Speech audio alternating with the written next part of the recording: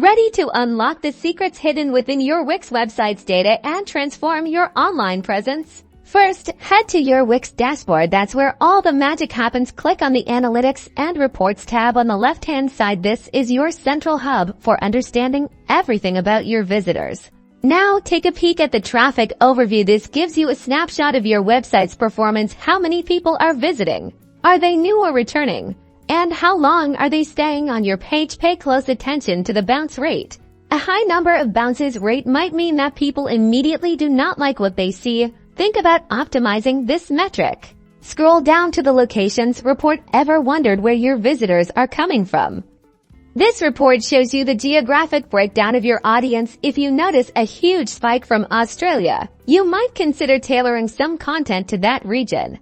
Next, let's check out the Traffic Sources Report. This report unveils how people are finding your website through Google searches, social media, or direct links. Understanding your traffic sources is crucial for optimizing your marketing strategies. If you notice that people are coming from Instagram, you should focus on creating better content around this social media platform. For more granular insights, set up event tracking. This feature allows you to monitor specific actions users take on your site, such as button clicks or form submissions. This is available within your Wix dashboard under Analytics and Reporting. Track new event.